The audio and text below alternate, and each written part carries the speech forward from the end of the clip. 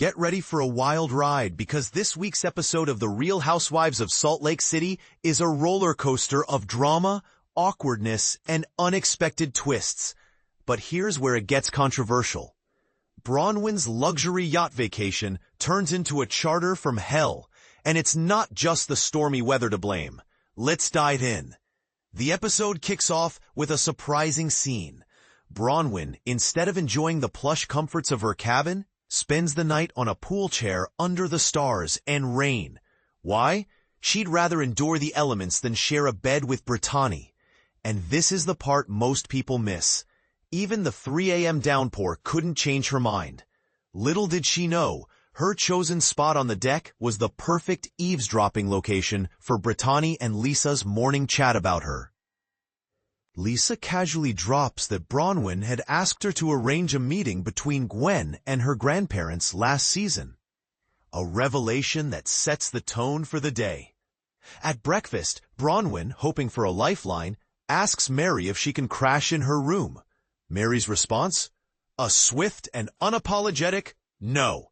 2's company, 3's a crowd. Ouch. Bold move, Mary. Meanwhile, Britani tries to extend an olive branch, inviting Bronwyn back to their shared room. Bronwyn's response is equally blunt. I'm not interested in sleeping in a bed that maybe you brought one of the crew into.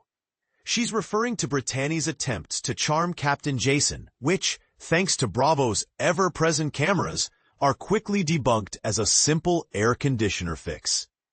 Lisa, ever the peacemaker, or so she thinks, tries to clear the air by asking a crew member to confirm Captain Jason's disinterest in Britani.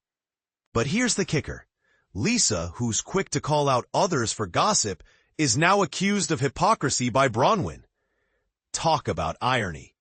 Enter Angie, who drops a bombshell. Lisa allegedly told her off-camera that Todd was making out with one of her friends, while farting. Yes, you read that right. Is this show's obsession with flatulence a cry for help, or just pure entertainment?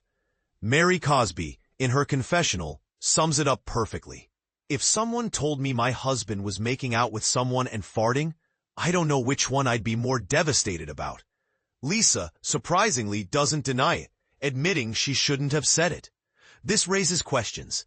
If she's so quick to confess here, why would she deny leaking info about Bronwyn's court cases? Is Lisa innocent by default, or just guilty of something else? Bronwyn predictably loses it, but she's torn between Angie's advice to snap back and her own desire to rise above it. Meanwhile, Lisa and Meredith have their own drama brewing. Lisa feels Meredith isn't publicly supporting her enough, while Meredith insists she's been there privately. Mary, ever the provocateur, calls Meredith boring and claims she lacks a storyline. Is Mary right? Or is there more to Meredith than meets the eye? Back on the boat, Bronwyn and Angie decide to lighten the mood with inflatable costumes, a decision that backfires spectacularly when Angie's seahorse suit hits her hand slammed in a door. Bloodied but unbowed, she joins the zombie-themed dinner, which, according to Heather, is a nod to their talent for resurrecting old feuds. But let's be real, these theme parties rarely make sense, and this one is no exception. At dinner, Bronwyn mentions that Todd and Gwen weren't thrilled about the farting allegations.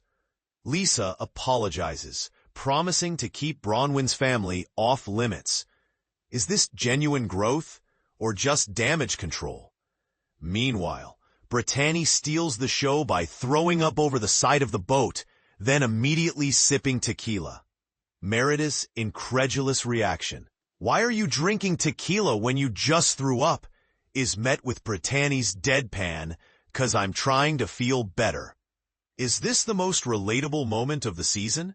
The night takes another turn when Britani brings up a TikTok accusing Seth of having a mistress. Meredith denies it, but Britani claims she's just offering a safe space. Is Britani a master of chaos, or just hilariously clueless? Either way, Captain Jason makes a swift exit, leaving the women to their drama. So here's the question.